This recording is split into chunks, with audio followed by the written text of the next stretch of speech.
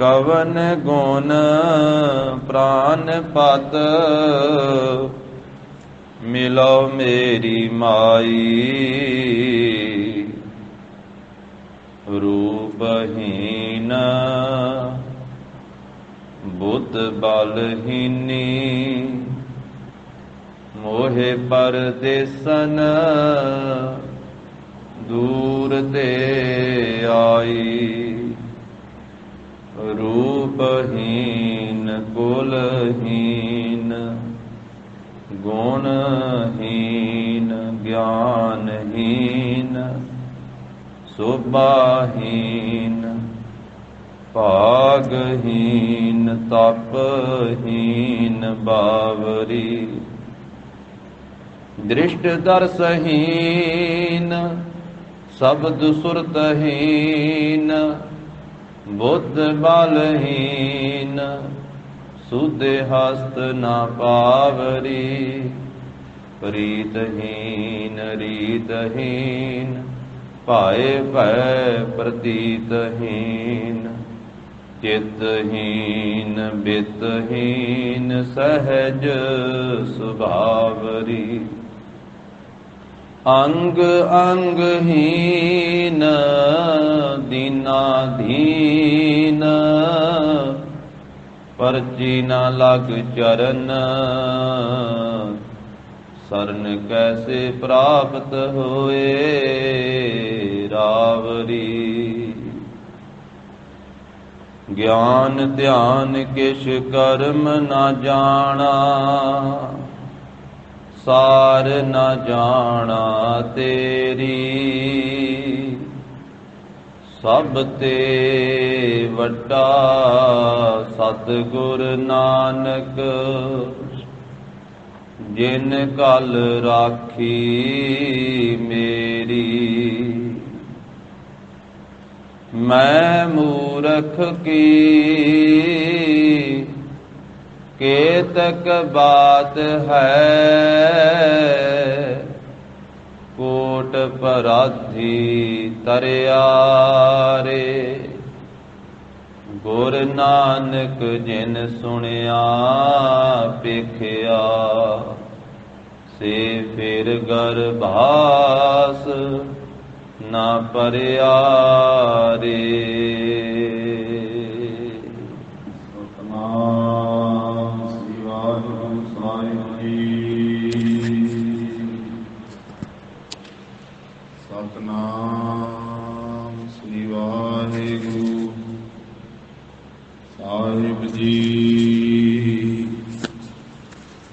ਦੌਲਤ ਦੌਲਤ ਹੈ ਸਖੀ ਆਟੇ ਚੀਰ ਸੀਗਾਰ।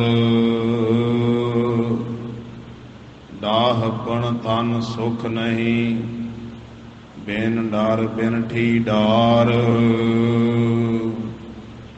ਡੋਲਤ ਡੋਲਤ ਹੈ ਸਖੀ ਆਟੇ ਚੀਰ ਸੀਗਾਰ। ਡਾਹਪਣ ਤਨ ਸੁਖ ਨਹੀਂ ਬਿਨ ਡਰ ਬਿਨ ਠੀਡਾਰ। ਡਰਪ ਮੁਈ ਘਰ ਆਪਣੇ ਡੀਠੀ ਕੰਤ ਸੁਜਾਨ। ਡਰ ਰਾਖਿਆ ਗੁਰ ਆਪਣੇ ਨਿਰਭਉ ਨਾਮ ਵਖਾਣ। ਡੂਗਰ ਵਾਸ ਤਿਖਾ ਘਣੀ ਜਬ ਦੇਖਾ ਨਹੀਂ ਦੂਰ। ਤਿਖਾ ਨਿਵਾਰੀ ਸ਼ਬਦ ਮਨ ਅੰਮ੍ਰਿਤ ਪੀਆ ਭਰਪੂਰ। ਦੇਹ ਦੇਹ ਆਖੈ ਸਭ ਕੋਈ ਜੈ ਭਾਵੈ ਤੈ ਦੇ। ਗੁਰੂ ਦੁਆਰੇ ਦੇਵਸੀ ਤਿਖਾ ਨਿਵਾਰੈ ਸੋਏ। ਦੇਹ ਦੇਹ ਆਖੈ ਸਭ ਕੋਈ ਜੈ ਭਾਵੈ ਤੈ ਦੇ। ਗੁਰੂ ਦੁਆਰੇ ਦੇਵਸੀ ਤਿਖਾ ਨਿਵਾਰੈ ਸੋਏ। ਵਾਹਿਗੁਰੂ ਜੀ ਕਾ ਖਾਲਸਾ ਵਾਹਿਗੁਰੂ ਜੀ ਕੀ ਫਤਿਹ। ਦਸਾਂ ਪਾਤਸ਼ਾਹੀਆਂ ਦੀ ਜੋਤ ਤਖਤ ਚੌਰ ਛਤਰ ਦੇ ਮਾਲਕ ਧੰਨ ਸ੍ਰੀ ਗੁਰੂ ਗ੍ਰੰਥ ਸਾਹਿਬ ਜੀ ਮਹਾਰਾਜ। ਵਾਹ ਵਾਹ ਬਾਣੀ ਨਿਰੰਕਾਰ ਹੈ, ਤਿਸ ਜੇ ਵੱਡਿਆ ਵਰ ਨਾ ਕੋਇ। ਵਾਹ ਵਾਹ ਅਗਮ ਅਥਾਹੁ ਹੈ, ਵਾਹ ਵਾਹ ਸੱਚਾ ਸੋਏ। ਸਤਿਗੁਰਾਂ ਦੀ ਪਾਵਨ ਪਵਿੱਤਰ ਹਜ਼ੂਰੀ ਅੰਦਰ ਜਗਤ ਗੁਰੂ ਧੰਨ ਧੰਨ ਸ੍ਰੀ ਗੁਰੂ ਨਾਨਕ ਦੇਵ ਸਾਹਿਬ ਜੀ ਮਹਾਰਾਜ, ਸਤਿਗੁਰਾਂ ਦੇ ਪਾਵਨ ਪਵਿੱਤਰ ਅਸਥਾਨ ਗੁਰਦੁਆਰਾ ਸ੍ਰੀ ਬੇਰ ਸਾਹਿਬ ਜੀ ਵਿਖੇ ਅੰਮ੍ਰਿਤ ਵੇਲੇ ਦੇ ਸਜੇ ਹੋਏ ਸੁੰਦਰ ਦੀਵਾਨ ਦੀ ਹਾਜ਼ਰੀ ਭਰ ਰਹੀ ਗੁਰੂ ਕੀ ਸਾਜੀ ਨਵਾਜੀ ਹੋਈ ਸਾਧ ਸੰਗਤ ਜੀਓ, ਸਤਿਗੁਰਾਂ ਨੇ ਕਿਰਪਾ ਕੀਤੀ ਹੈ। ਸਤ ਸੰਗਤ ਦਾ ਅਮੋਲਕ ਸੁਭਾਗਾ ਸਮਾਂ ਬਖਸ਼ਿਸ਼ ਕੀਤਾ ਹੈ। ਗਰੀਬ ਨਵਾਜ ਸਾਹਿਬ ਜੀ ਲੜੀਵਾਰ ਰੂਪ ਦੁਆਰਾ ਜੋ ਦੱਖਣੀ ਓਂਕਾਰ ਦੀ ਬਾਣੀ ਦੇ ਅੰਦਰ ਪਾਵਨ ਉਪਦੇਸ਼ ਦੀ ਬਖਸ਼ਿਸ਼ ਕਰ ਰਹੇ ਹਨ। ਅੱਜ ਦਾ ਪਾਵਨ ਬਚਨ 933 ਅੰਗ ਤੇ ਇਸ ਪਵਿੱਤਰ ਬਾਣੀ ਦੀ 30 ਨੰਬਰ ਦੀ ਪੌੜੀ ਹੈ, ਜਿਸ ਵਿੱਚ ਗਰੀਬ ਨਵਾਜ ਸਾਹਿਬ ਜੀ ਨੇ ਮਹਾਨ ਪਵਿੱਤਰ ਉਪਦੇਸ਼ ਬਖਸ਼ਿਸ਼ ਕੀਤਾ ਹੈ। ਔਰ ਪਿੱਛੇ 29ਵੀਂ ਪੌੜੀ ਦੇ ਵਿੱਚ ਵੀ ਮਹਾਰਾਜ ਸਾਹਿਬ ਜੀ ਨੇ ਠਾਕੁਰ ਏਕ ਸਵਾਈ ਨਾਰ ਦੇ ਪ੍ਰਕਰਨ ਅਨੁਸਾਰ ਉਪਦੇਸ਼ ਬਖਸ਼ਿਆ। ਔਰ ਇਸ ਪਵਿੱਤਰ ਪੌੜੀ ਵਿੱਚ ਵੀ ਇਸੇ ਪ੍ਰਕਰਨ ਅਨੁਸਾਰ ਹੀ ਮਹਾਰਾਜ ਸਾਹਿਬ ਜੀ ਉਪਦੇਸ਼ ਬਖਸ਼ਿਸ਼ ਕਰ ਰਹੇ ਹਨ। ਪਰਮਾਤਮਾ ਪਤੀ ਹੈ, ਜਿੰਨੇ ਵੀ ਜੀਵ ਹਨ ਇਹ ਇਸਤਰੀਆਂ ਰੂਪ ਹਨ। ਜੋ ਪਤੀ ਤੇ ਪਤਨੀ ਦਾ ਸੰਬੰਧ ਹੈ, ਵਾਹਿਗੁਰੂ ਪਰਮੇਸ਼ਰ ਦੇ ਨਾਲ ਜੀਵ ਦਾ ਐਸਾ ਸੰਬੰਧ ਹੈ, ਐਸਾ ਰਿਸ਼ਤਾ ਹੈ। ਅੰਮ੍ਰਿਤ ਬਾਣੀ ਦੇ ਵਿੱਚ ਅਨੇਕਾਂ ਵਾਰੀ ਮਹਾਰਾਜ ਸਾਹਿਬ ਜੀ ਨੇ ਕੰਤ ਸ਼ਬਦ ਦੀ ਵਰਤੋਂ ਕੀਤੀ ਹੈ। ਇਸੇ ਤਰ੍ਹਾਂ ਖਸਮ ਸ਼ਬਦ ਦੀ ਵਰਤੋਂ ਕੀਤੀ ਹੈ, ਜਾਂ ਸਹੁ ਇਸ ਪਦ ਦੀ ਵਰਤੋਂ ਕੀਤੀ ਹੈ। ਨਾਹ, ਇਹ ਸਾਰੇ ਜੋ ਪਦ ਹਨ ਜਿਨ੍ਹਾਂ ਦਾ ਅਰਥ ਪਤੀ ਕੀਤਾ ਹੈ, ਭਾਵ ਪਰਮਾਤਮਾ ਪਤੀ। ਤੋ ਗਰੀਬ ਨਵਾਜ ਸਾਹਿਬ ਜੀ ਨੇ ਬਚਨ ਕਹੇ ਹਨ, ਪਰਮਾਤਮਾ ਸਭ ਦਾ ਪਤੀ ਹੈ, ਸਾਰੇ ਜੀਵ ਉਹਦੀਆਂ ਇਸਤਰੀਆਂ ਹਨ। ਭਾਵੇਂ ਕੋਈ ਮਰਦ ਹੈ, ਭਾਵੇਂ ਕੋਈ ਇਸਤਰੀ ਹੈ, ਇਹ ਸਾਰੀਆਂ ਰੂਹਾਂ, ਸਾਰੇ ਜੀਵ ਉਹ ਪਰਮਾਤਮਾ ਪਤੀ ਦੀਆਂ ਇਸਤਰੀਆਂ ਹਨ। ਇਸ ਪ੍ਰਕਰਨ ਦੁਆਰਾ ਅੰਮ੍ਰਿਤ ਬਾਣੀ ਅੰਦਰ ਅਨੇਕਾਂ ਸ਼ਬਦਾਂ ਦੇ ਅੰਦਰ ਸਤਿਗੁਰੂ ਜੀ ਨੇ ਉਪਦੇਸ਼ ਬਖਸ਼ਿਆ। ਜਿਵੇਂ ਵਚਨ ਆਉਂਦਾ ਹੈ, ਗੱਲੀ ਹਉ ਸੁਹਾਗਣ ਭੈਣੇ, ਕੰਤ ਨਾ ਕਬਹੂ ਮੈਂ ਮਿਲਿਆ। ਇੱਕ ਭੈਣ ਦੂਸਰੀ ਭੈਣ ਤੋਂ ਪੁੱਛਦੀ ਹੈ ਕਿ ਤੂੰ ਸੁਹਾਗਣ ਹੈ। ਸੁਹਾਗਣ ਕਿਹਾ ਜਾਂਦਾ ਹੈ ਕਿ ਤੂੰ ਪਤੀ ਦੇ ਪਿਆਰ ਵਾਲੀ ਹੈ, ਪਤੀ ਦੇ ਨਾਲ ਤੇਰਾ ਪ੍ਰੇਮ, ਤੇਰਾ ਰਿਸ਼ਤਾ ਜੁੜਿਆ ਹੋਇਆ ਹੈ। ਉਹਨੇ ਆਖਿਆ ਵੀ ਗੱਲੀ ਬਾਤੀ ਤਾਂ ਲੋਕ ਮੈਨੂੰ ਸੁਹਾਗਣ ਹੀ ਕਹਿੰਦੇ ਆ, ਪਰ ਪਤੀ ਨਹੀਂ ਮੈਨੂੰ ਕਦੇ ਮਿਲਿਆ। ਉਹ ਕਿਹੋ ਜਿਹੀ ਸੁਹਾਗਣ ਹੈ ਜਿਹਨੂੰ ਲੋਕ ਸੁਹਾਗਣ ਕਹਿੰਦੇ ਆ, ਪਰ ਪਤੀ ਕਦੀ ਮਿਲਿਆ ਹੀ ਨਹੀਂ। ਪਤੀ ਦਾ ਕਦੀ ਮਿਲਾਪ ਹੀ ਨਹੀਂ ਹਾਸਲ ਹੋਇਆ, ਪਤੀ ਦਾ ਕਦੀ ਦਰਸ਼ਨ ਹੀ ਨਹੀਂ ਹਾਸਲ ਹੋਇਆ। ਗੱਲੀ ਹਉ ਸੁਹਾਗਣ ਭੈਣੇ, ਕੰਤ ਨਾ ਕਬਹੁ ਮੈਂ ਮਿਲਿਆ। ਭਾਵ ਇਹ ਹੈ ਸੁਹਾਗਣ ਤੋਂ ਧਾਰਮਿਕ ਹੋਣਾ, ਵੀ ਅਸੀਂ ਪਰਮਾਤਮਾ ਪਤੀ ਵਾਲੇ ਹਾਂ, ਧਾਰਮਿਕ ਹਾਂ, ਪਰ ਕੀ ਪਤੀ ਦਾ ਵੀ ਮਿਲਾਪ ਹਾਸਲ ਹੋਇਆ ਕਿ ਜਾਂ ਇਕੱਲੇ ਲਿਬਾਸ ਵੇਖ ਕਰਕੇ ਸੁਹਾਗਣ ਕਿਹਾ ਜਾਂਦਾ? ਇੱਕ ਪਹਿਰਾਵਾ ਵੀ ਹੁੰਦਾ ਹੈ ਨਾ ਸੁਹਾਗਣ ਦਾ, ਇੱਕ ਲਿਬਾਸ ਵੀ ਹੁੰਦਾ ਹੈ। ਕੁਆਰੇ ਪੁਣੇ ਵਿੱਚ ਵੱਖਰਾ ਲਿਬਾਸ ਹੁੰਦਾ ਹੈ, ਵਿਆਹੇ ਪੁਣੇ ਵਿੱਚ ਵੱਖਰਾ ਲਿਬਾਸ ਹੁੰਦਾ ਹੈ। ਕੀ ਉਸ ਲਿਬਾਸ ਨੂੰ ਵੇਖ ਕਰਕੇ ਸੁਹਾਗਣ ਕਿਹਾ ਜਾਂਦਾ ਹੈ ਕਿ ਜਾਂ ਪਤੀ ਵੀ ਹਾਸਲ ਹੈ? ਇੱਕ ਧਰਮ ਦਾ ਲਿਬਾਸ ਹੈ, ਲਿਬਾਸ ਵੇਖ ਕਰਕੇ ਧਾਰਮਿਕ ਕਿਹਾ ਜਾਂਦਾ ਹੈ, ਪਰਮਾਤਮਾ ਦੀ ਪ੍ਰਾਪਤੀ ਵਾਲੇ ਕਿਹਾ ਜਾਂਦਾ ਹੈ ਕਿ ਕੀ ਪਰਮਾਤਮਾ ਦੀ ਪ੍ਰਾਪਤੀ ਵੀ ਹੈ। ਤਾਂ ਗਰੀਬ ਨਵਾਜ ਸਾਹਿਬ ਜੀ ਨੇ ਐਸੇ ਬੇਅੰਤ ਬਚਨ ਅੰਮ੍ਰਿਤ ਬਾਣੀ ਵਿੱਚ ਫਰਮਾਏ ਹਨ ਕਿ ਜੀਵ ਇਸਤਰੀ ਹੈ, ਪਰਮਾਤਮਾ ਪਤੀ ਹੈ। ਇਸ ਜੀਵ ਇਸਤਰੀ ਨੇ ਉਸ ਪਰਮਾਤਮਾ ਪਤੀ ਦੇ ਨਾਲ ਮਿਲਣਾ ਹੈ। ਜਿਵੇਂ ਮਹਾਰਾਜ ਸਾਹਿਬ ਜੀ ਕਹਿੰਦੇ ਹਨ ਵੀ 100 ਦੀ ਖੁਸ਼ੀ ਤਾਂ ਪ੍ਰਾਪਤ ਹੋਵੇਗੀ, ਪਰਮਾਤਮਾ ਦੀ ਪਤੀ ਦੀ ਖੁਸ਼ੀ ਤਾਂ ਹਾਸਲ ਹੋਵੇਗੀ। ਸ੍ਰੀ ਗੁਰੂ ਅੰਗਦ ਦੇਵ ਸਾਹਿਬ ਮਹਾਰਾਜ ਜੀ ਦਾ ਬਚਨ ਹੈ ਸੂਹੀ ਰਾਗ ਦੀ ਵਾਰ ਦੇ ਵਿੱਚ, ਜਾਂ ਸੁਖ ਤਾਂ ਸਹੁ ਰਾਵਿਓ। ਸਹੁ ਦਾ ਅਰਥ ਪਤੀ ਹੈ। ਜਦੋਂ ਸੁਖ ਹੈ ਉਸ ਵੇਲੇ ਵੀ ਪਤੀ ਦੀ ਸੇਵਾ ਕਰ, ਜਿਸ ਵੇਲੇ ਦੁੱਖ ਹੈ ਫਿਰ ਵੀ ਪਤੀ ਦਾ ਲੜਨਾ ਛੱਡ, ਉਹਨੂੰ ਸੁਹਾਗਣ ਕਿਹਾ ਜਾਂਦਾ ਹੈ।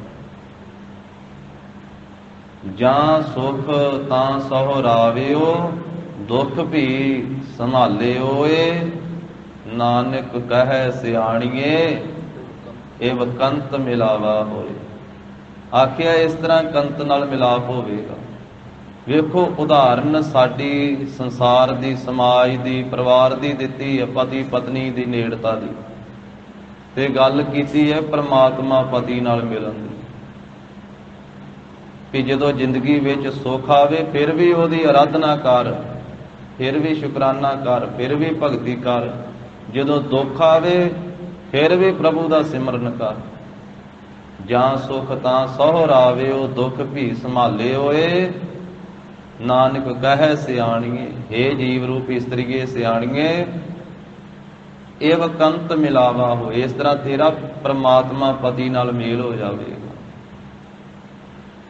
ਪਰ ਪਰਮਾਤਮਾ ਪਤੀ ਦੇ ਨਾਲ ਮਿਲਾਪ ਕਰਨ ਵਾਸਤੇ ਸਿਰਫ ਗੱਲਾਂ ਬਾਤਾਂ ਨਾਲ ਮਿਲਾਪ ਨਹੀਂ ਹੋਵੇਗਾ। ਮਹਾਰਾਜ ਕਹਿੰਦੇ ਆਚਰਣ ਵੀ ਉੱਚਾ ਬਣਾਉਣਾ ਪਵੇਗਾ, ਜੀਵਨ ਵੀ ਉੱਚਾ ਪਤੀ ਵਰਤਾ ਧਰਮ ਵਾਲਾ ਬਣਾਉਣਾ ਪਵੇਗਾ। ਸ੍ਰੀਮਾਨ ਭਾਈ ਗੁਰਦਾਸ ਸਾਹਿਬ ਜੀ ਨੇ ਕਵਿਤ ਸਵਈਆਂ ਵਿੱਚ ਜ਼ਿਕਰ ਕੀਤਾ।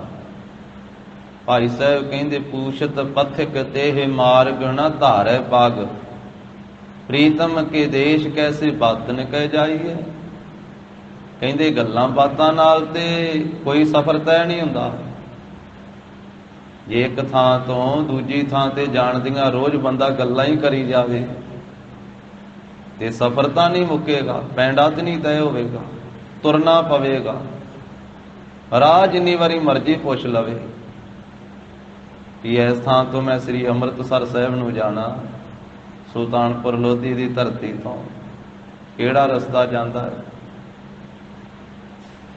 ਜਾਂ ਇੱਥੋਂ ਅਬਚਲ ਨਗਰ ਸ੍ਰੀ ਹਜੂਰ ਸਾਹਿਬ ਨੂੰ ਜਾਣਾ ਹੈ, ਕਿਹੜਾ ਰਸਤਾ ਜਾਂਦਾ, ਦੱਸਣ ਵਾਲੇ ਨੇ ਦੱਸ ਦਿੱਤਾ। ਪਰ ਤੁਰਿਆ ਨਹੀਂ, ਪੁੱਛਣ ਦੇ ਨਾਲ ਪਹੁੰਚੇਗਾ ਨਹੀਂ ਜਿੰਨਾ ਚਿਰ ਤੁਰਦਾ ਨਹੀਂ। ਪੂਛਤ ਪਥਿਕ, ਰਾਹ ਪੁੱਛਦਾ ਹੈ, ਤੇ ਇਹ ਮਾਰਗ ਨਾ ਧਾਰੈ ਪਗ, ਉਸ ਰਸਤੇ ਤੇ ਪੈਰ ਨਹੀਂ ਧਰਦਾ, ਇੱਕ ਕਦਮ ਵੀ ਨਹੀਂ ਚੱਲਦਾ।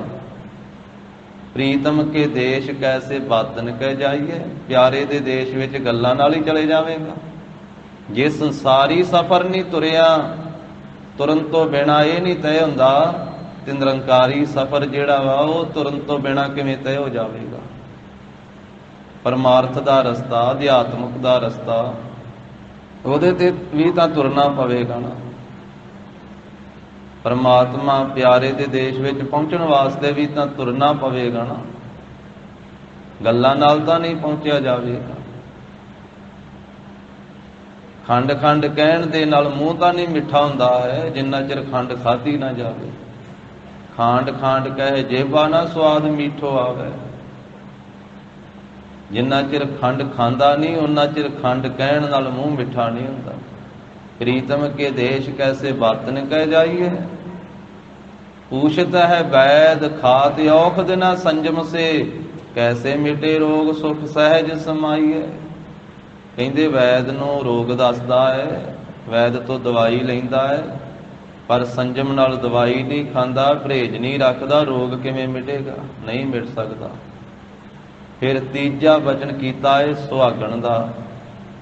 ਪੂਛਤ ਸੁਹਾਗਨ ਹੈ ਕਰਮ ਦੁਹਾਗਣ ਕੇ, ਹਿਰਦੈ ਬੇਪਚਾਰ ਕਤ ਸਹਿਜਾ ਬੁਲਾਈਏ। ਸੁਹਾਗਵੰਤੀ ਕੋਲੋਂ ਸੁਹਾਗਣਾ ਵਾਲੇ ਗੁਣ ਪੁੱਛ ਲਏ, ਉਹਨੇ ਦੱਸ ਦਿੱਤੇ, ਪਰ ਆਪ ਦੁਹਾਗਣ ਹੈ, ਹਿਰਦੇ ਵਿੱਚ ਔਗਣ ਵਿਭਚਾਰ ਹੈ, ਕਿਵੇਂ ਪਤੀ ਦੀ ਖੁਸ਼ੀ ਹਾਸਲ ਹੋਵੇਗੀ? ਪੂਛਤ ਸੁਹਾਗਣ ਹੈ ਕਰਮ ਦੁਹਾਗਣ ਕੇ, ਜੇ ਉਹ ਗੁਣ ਨਾ ਧਾਰਨ ਕੀਤੇ ਸੁਹਾਗਣਾ ਵਾਲੇ ਤਾਂ ਫਿਰ ਪਤੀ ਦੀ ਖੁਸ਼ੀ ਹਾਸਲ ਨਹੀਂ ਹੋਵੇਗੀ। ਹਿਰਦੈ ਵਿਭਚਾਰ ਕਤ ਸਹਿਜਾ ਬੁਲਾਈਐ। ਫਿਰ ਅੱਗੇ ਜਾ ਕੇ ਕਹਿੰਦੇ ਗਾਏ ਸੁਣੈ ਆਖੈ ਮੀਚੈ ਪਾਈਐ ਨਾ ਪਰਮ ਪਦ। ਕਹਿੰਦੇ ਗਾਉਣਾ ਆਪਣੇ ਥਾਂ ਤੇ ਮਹਾਨ ਹੈ, ਸੁਣਨਾ ਆਪਣੇ ਥਾਂ ਤੇ ਮਹਾਨ ਹੈ, ਅੱਖਾਂ ਮੀਟ ਕੇ ਬਹਿਣਾ ਵੀ ਕਿਸੇ ਥਾਂ ਦੇ ਉੱਤੇ ਚੰਗੀਆਂ ਹਨ। ਹਾਂ, ਪਖੰਡ ਨਾ ਹੋਵੇ। ਦੋ ਤਰ੍ਹਾਂ ਨਾਲ ਅੱਖਾਂ ਮੀਟੀਆਂ ਜਾਂਦੀਆਂ, ਇੱਕ ਤਾਂ ਭਾਵਨਾ ਦੇ ਨਾਲ ਵੀ ਮਨ ਭਟਕੇ ਨਾ, ਅੱਖਾਂ ਇੱਧਰ ਉੱਧਰ ਵਿਕਾਰ ਦ੍ਰਿਸ਼ਟੀ ਨਾ ਬਣੇ, ਫਿਰ ਕੋਈ ਅੱਖਾਂ ਮੀਟ ਕੇ ਬਹਿ ਜਾਂਦਾ ਹੈ, ਉਹ ਉਹਦੀ ਵੱਖਰੀ ਗੱਲ ਹੈ।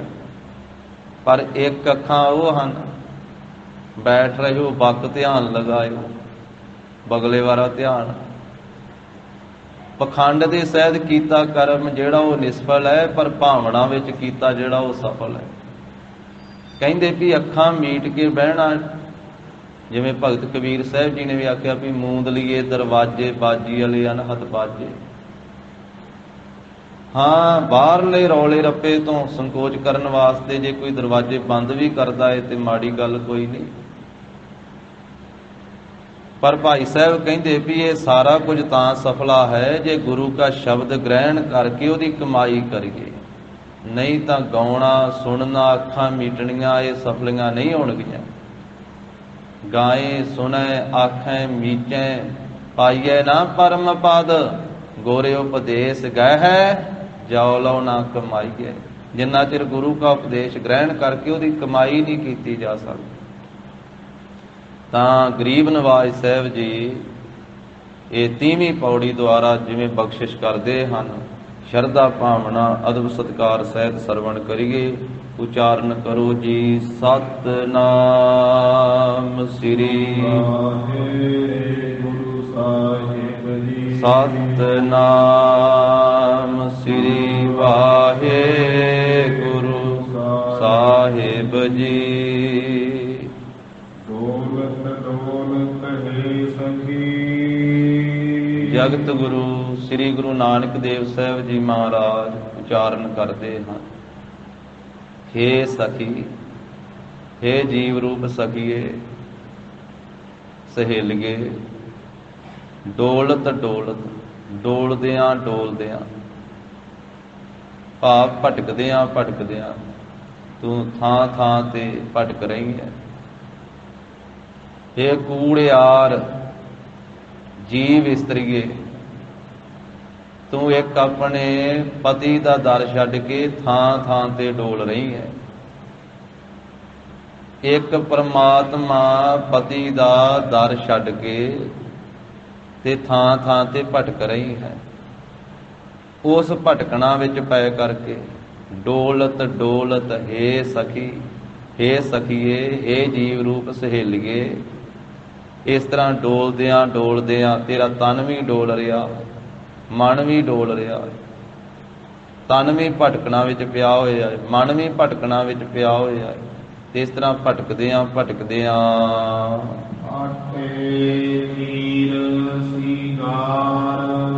ਤੇਰੇ ਬਸਤਰ ਵੀ ਫਟ ਗਏ, ਚੀਰ ਮੈਨੇ ਕੱਪੜੇ, ਤੇਰੇ ਕੱਪੜੇ ਵੀ ਪਾਟ ਗਏ। ਤੇ ਸ਼ਿੰਗਾਰ ਤੇਰੇ ਜਿਹੜੇ ਕੀਤੇ ਹੋਏ ਸ਼ਿੰਗਾਰ ਸੀ ਨਾ ਇਸ ਤਨ ਦੇ ਉੱਤੇ, ਉਹ ਸ਼ਿੰਗਾਰ ਵੀ ਜਿਹੜੇ ਆ ਉਹ ਵੀ ਫਟ ਗਏ।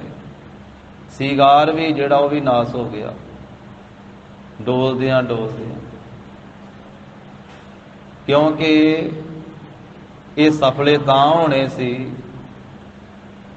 ਜੇ ਕੰਤ ਦੀ ਖੁਸ਼ੀ ਪ੍ਰਾਪਤ ਹੁੰਦੀ, ਤੇ ਖੁਸ਼ੀ ਤਾਂ ਹੋਣੀ ਸੀ ਪ੍ਰਾਪਤ ਵੀ ਜੇ ਆਗਿਆ ਵਿੱਚ ਚੱਲਦੀ, ਜੇ ਉਹਦੇ ਦਰ ਤੇ ਰਹਿੰਦੀ। ਪਤੀ ਦਾ ਦਰ ਛੱਡ ਕਰਕੇ ਹੋਰ ਥਾਂ ਥਾਂ ਤੇ ਡੋਲਦਿਆਂ ਡੋਲਦਿਆਂ ਬਸਤਰ ਵੀ ਫਟ ਗਏ, ਸ਼ਿੰਗਾਰ ਵੀ ਸਾਰੇ ਜਿਹੜੇ ਉਹ ਨਾਸ ਹੋ ਗਏ। ਇੱਥੇ ਚੀਰ ਆਖਿਆ ਹੈ, ਚੀਰ ਨਾਮ ਹੈ ਕੱਪੜੇ ਦਾ, ਬਸਤਰਾਂ ਦਾ। ਤੇ ਅੰਤਰੀਵੀ ਭਾਵ ਹੈ ਸਾਡਾ ਸਰੀਰ ਜਿਹੜਾ ਇਹ ਕੱਪੜਾ ਹੈ ਸਾਧ ਸੰਗਤ। ਪਤੀ ਪਰਮਾਤਮਾ ਦੀ ਪ੍ਰਾਪਤੀ ਵਾਸਤੇ ਜਿਵੇਂ ਇੱਕ ਪਤਨੀ ਉਹ ਸ਼ਿੰਗਾਰ ਕਰਦੀ ਹੈ, ਉਹਦੇ ਸ਼ਿੰਗਾਰ ਲੋਕਾਂ ਨੂੰ ਵਿਖਾਉਣ ਵਾਸਤੇ ਨਹੀਂ ਹੁੰਦੇ। ਸ਼ਿੰਗਾਰ ਪਤੀ ਦੀ ਖੁਸ਼ੀ ਵਾਸਤੇ ਹੁੰਦੇ ਆ। ਗੁਰਬਾਣੀ ਦੇ ਵਿੱਚ ਮਹਾਰਾਜ ਨੇ ਉਦਾਹਰਨਾਂ ਬਹੁਤ ਵਾਰੀ ਦਿੱਤੀਆਂ। ਜਿਵੇਂ ਸਤਿਗੁਰੂ ਕਹਿੰਦੇ, ਕਾਜਲ ਹਾਰ ਤੰਬੋਲ ਸਭੈ ਕਿਛ ਸਾਜਿਆ, ਸੋਲਹ ਕੀਏ ਸ਼ਿੰਗਾਰ ਕੇ ਅੰਜਨ ਪਾਜਿਆ। ਜੇ ਘਰ ਆਵੇ ਕੰਤ ਤਾਂ ਸਭ ਕਿਛ ਪਾਈਐ, ਹਰ ਹਾਂ ਕੰਤੈ ਬਾਜ ਸ਼ਿੰਗਾਰ ਸਭ ਬਿਰਥਾ ਜਾਈਐ। ਇਹ ਪੁਨਹ ਬਾਣੀ ਚ ਮਹਾਰਾਜ ਨੇ ਵਿਚਾਰਿਆ ਨਾ, ਪੰਜਵੇਂ ਪਾਤਸ਼ਾਹ ਜੀ। ਮਹਾਰਾਜ ਕਹਿੰਦੇ ਕੱਜਲ ਵੀ ਪਾਇਆ ਹੋਇਆ, ਹਾਰ ਵੀ ਪਾਏ ਹੋਏ, ਪਾਣ ਤੰਬੋਲ ਵੀ, ਕਾਜਲ ਹਾਰ ਤੰਬੋਲ ਸਭੈ ਕਿਛ ਸਾਜਿਆ, ਸਾਰਾ ਕੁਝ ਇਸਤਰੀ ਨੇ ਸਾਜਿਆ ਹੋਇਆ। 16 ਕੀਏ ਸ਼ਿੰਗਾਰ, 16 ਸ਼ਿੰਗਾਰ ਮੰਨੇ ਹੋਏ ਆ। ਕਿ ਅੰਜਨ ਪਾਜੇ, ਅੰਜਨ ਕਹਿੰਦੇ ਸੁਰਮੇ ਨੂੰ, ਸੁਰਮਾ ਵੀ ਪਾਇਆ ਹੋਇਆ, ਕੱਜਲ ਵੀ ਪਾਇਆ ਹੋਇਆ, 16 ਸ਼ਿੰਗਾਰ ਵੀ ਕੀਤੇ ਹੋਏ ਆ। ਪਰ ਇਹ ਪਤਨੀ ਦੇ ਕੀਤੇ ਹੋਏ 16 ਸ਼ਿੰਗਾਰ ਤਾਂ ਸਫਲੇ ਆ ਜੇ ਪਤੀ ਘਰ ਵਿੱਚ ਆਵੇ, ਜੇ ਪਤੀ ਦਾ ਪਿਆਰ ਹਾਸਲ ਹੋਵੇ। ਜੇ ਘਰ ਆਵੇ ਕੰਤ ਤਾਂ ਸਭ ਕਿਛ ਪਾਈਐ, ਫਿਰ ਸਾਰੇ ਕੁਝ ਦੀ ਪ੍ਰਾਪਤੀ ਹੋ ਗਈ, ਭਾਵ ਫਿਰ ਸਾਰੇ ਸ਼ਿੰਗਾਰ ਸਫਲੇ ਹੋ ਗਏ। ਹਰ ਹਾਂ ਕੰਤੈ ਬਾਜ ਸ਼ਿੰਗਾਰ ਸਭ ਬਿਰਥਾ ਜਾਈਐ।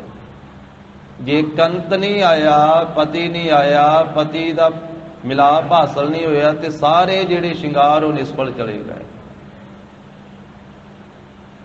ਇਸੇ ਤਰ੍ਹਾਂ ਜਿੰਨੇ ਧਾਰਮਿਕ ਕਰਮ ਹਨ ਉਹਨਾਂ ਨੂੰ ਸ਼ਿੰਗਾਰ ਆਖਿਆ।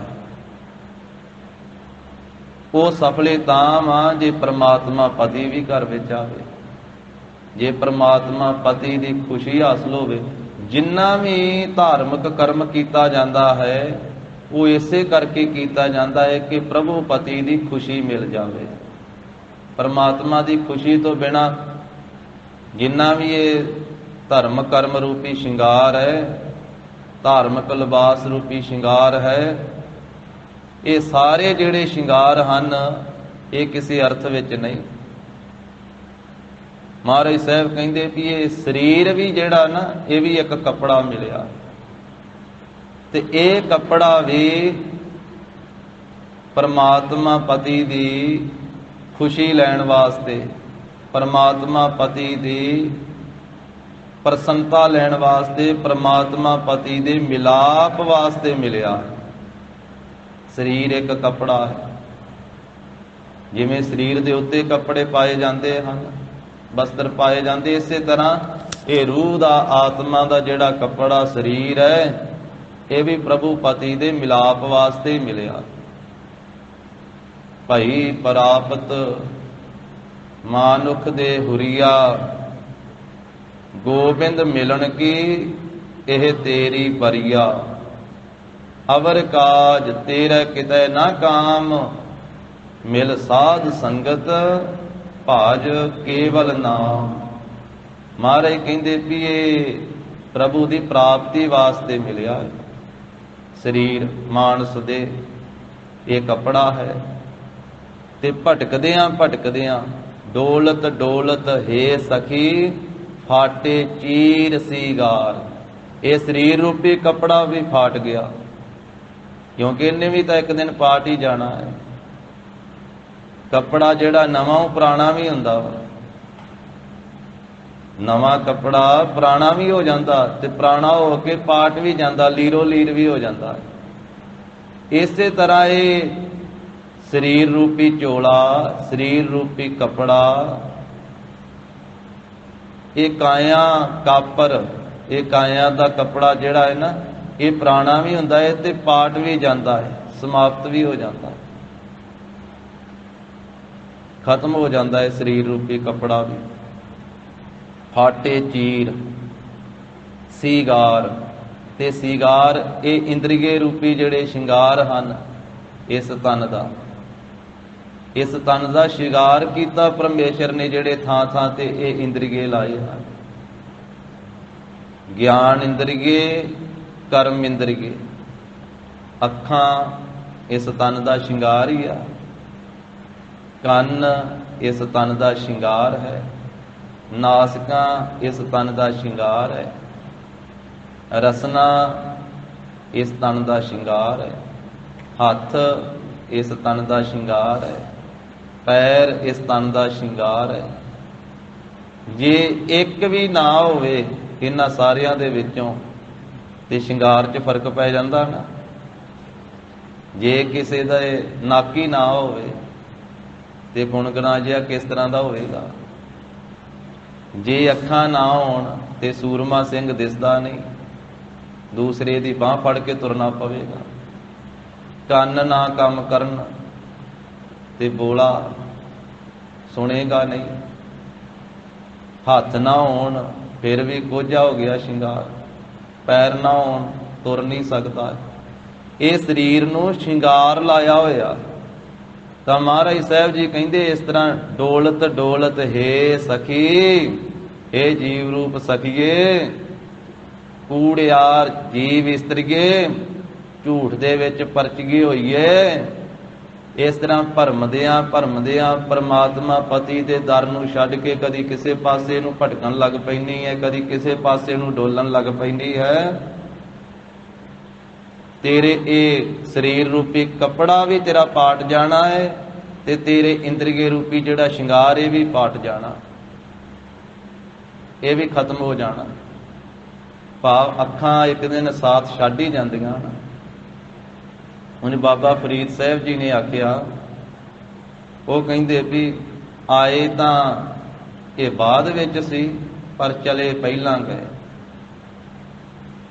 ਜਨਮ ਤੋਂ ਕੁਝ ਚੀਜ਼ਾਂ ਬਾਅਦ ਵਿੱਚ ਮਿਲਦੀਆਂ, ਜਿਵੇਂ ਦੰਦ ਆ, ਇਹ ਜਨਮ ਦੇ ਨਾਲ ਨਹੀਂ ਪ੍ਰਾਪਤ ਹੁੰਦੇ।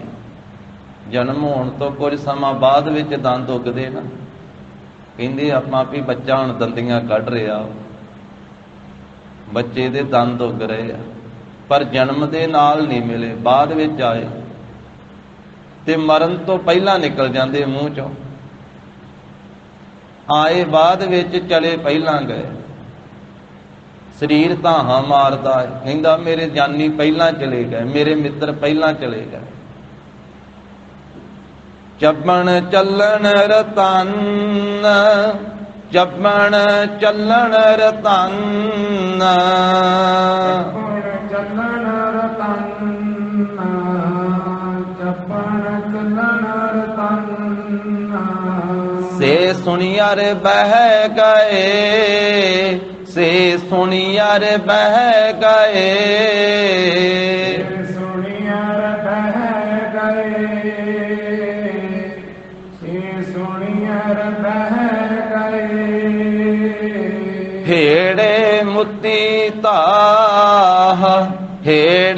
ਮੁਤੀ ਤਾਹ, ਹੀੜੇ ਮੁਤੀ ਤਾਹ, ਹੀੜੇ ਮੁਤੀ ਤਾਹ। ਸੇ ਜਾਨੀ ਚੱਲ ਗਏ, ਸੇ ਜਾਨੀ ਚੱਲ ਗਏ, ਸੇ ਜਾਨੀ ਚੱਲ ਗਏ,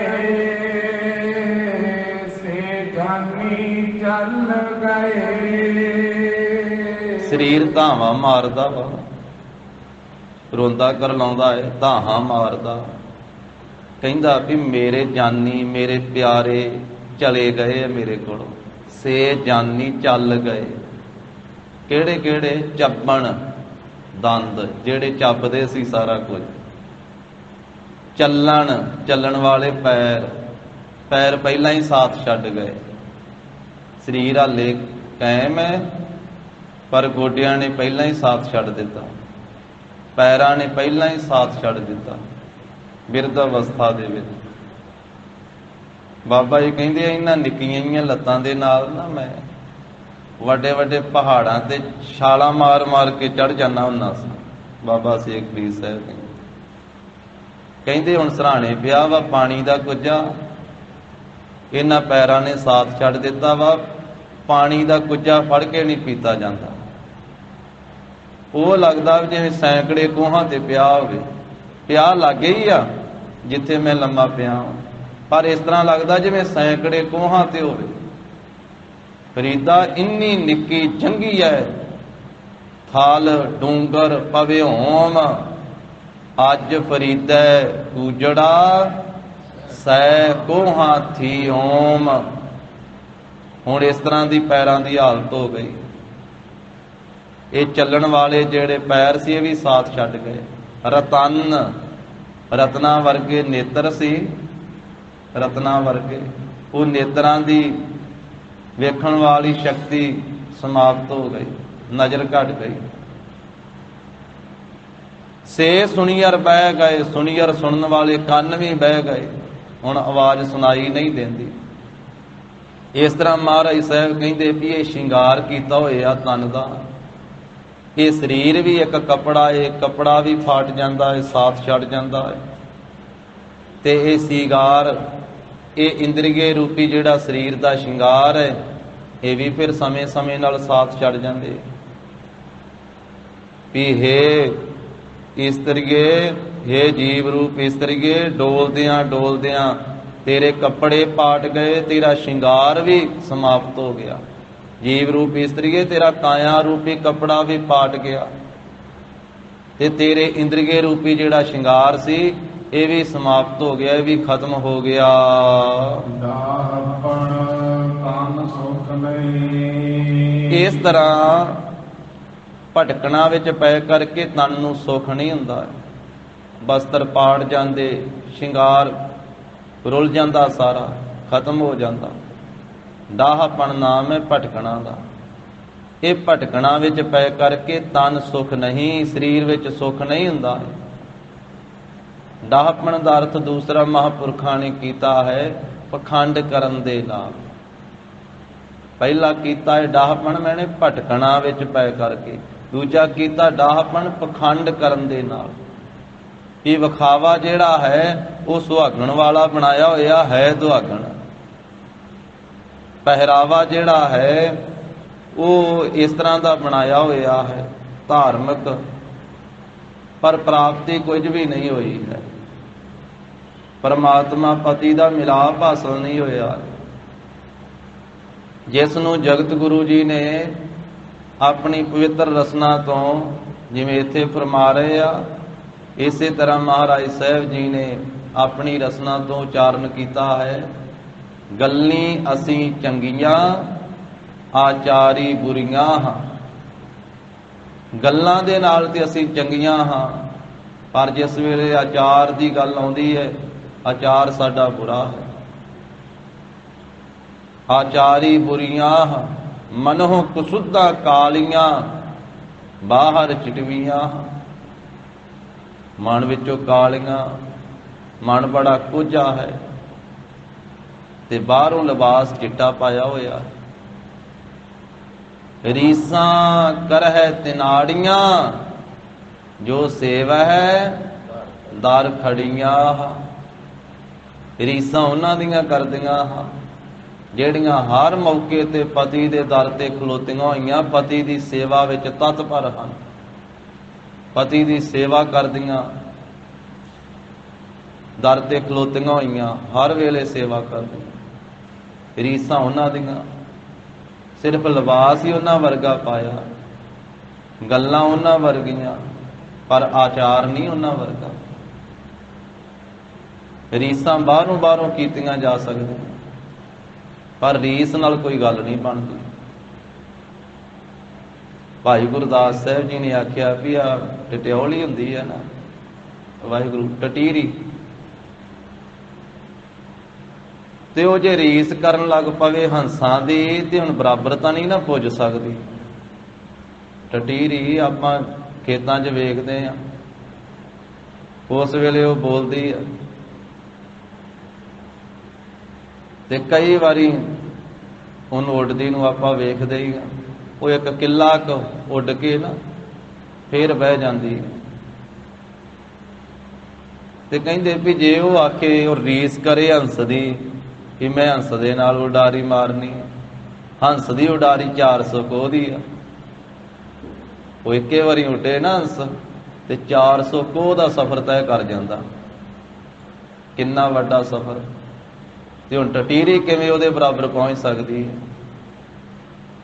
ਹੰਸਾਂ ਨਾਲ ਟਟੀ ਹਰੀ ਕਿਉਂ ਪਹੁੰਚੈ ਦੌੜੀ।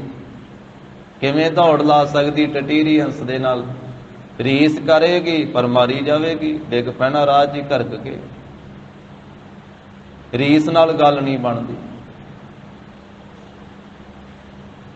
ਤਾਂ ਇਸ ਕਰਕੇ ਕਹਿੰਦੇ ਹਨ, ਰੀਸਾਂ ਕਰਹਿ ਤਿਨਾੜੀਆਂ, ਜੋ ਸੇਵਹਿ ਦਰ ਖੜੀਆਂ।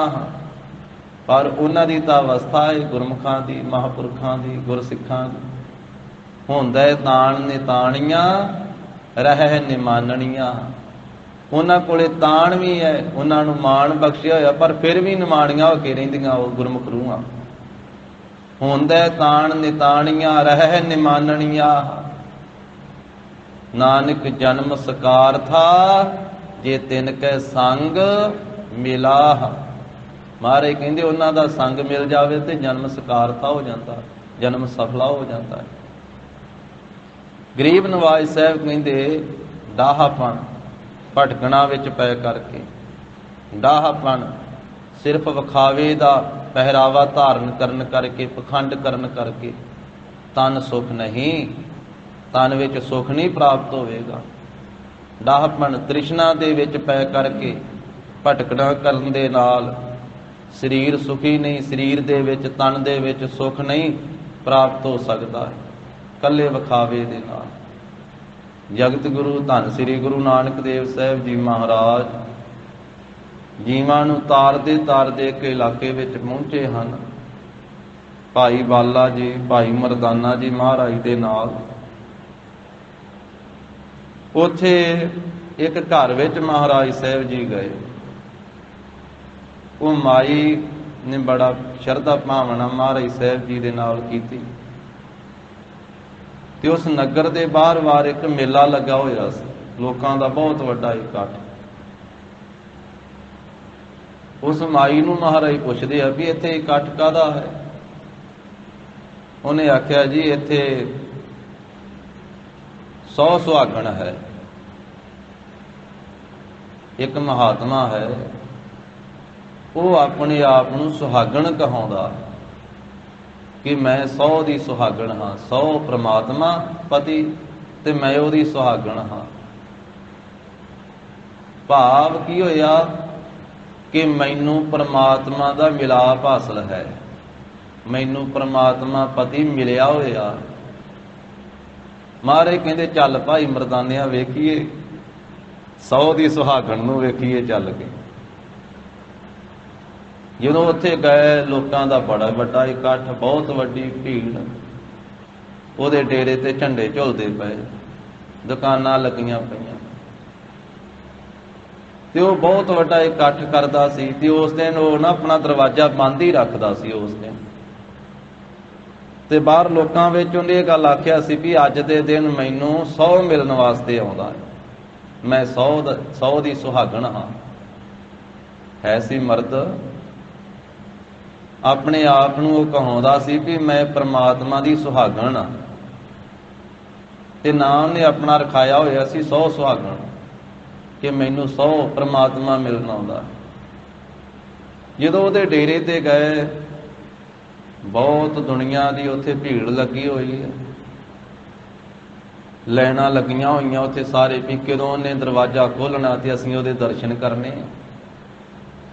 ਮਹਾਰਾਜ ਜਗਤ ਗੁਰੂ ਜੀ ਵੀ ਚਲੇ ਗਏ। ਜਿਹੜੇ ਉੱਥੇ ਲੋਕ ਸੀ ਉਹਨਾਂ ਨੂੰ ਆਖਿਆ ਵੀ ਅਸੀਂ ਉਸ ਨੂੰ ਮਿਲਣਾ ਚਾਹੁੰਦੇ ਹਾਂ, 100 ਸੁਹਾਗਣ ਨੂੰ। ਉਹਨਾਂ ਨੇ ਜਾ ਕੇ ਗੱਲ ਕੀਤੀ, ਉਹਨੇ ਆਖਿਆ ਵੀ ਮੈਂ ਨਹੀਂ ਮਿਲ ਸਕਦਾ, ਅੱਜ ਮੈਨੂੰ 100 ਨੇ ਮਿਲਣ ਆਉਣਾ, ਮੈਂ ਨਹੀਂ ਮਿਲ ਸਕਦਾ।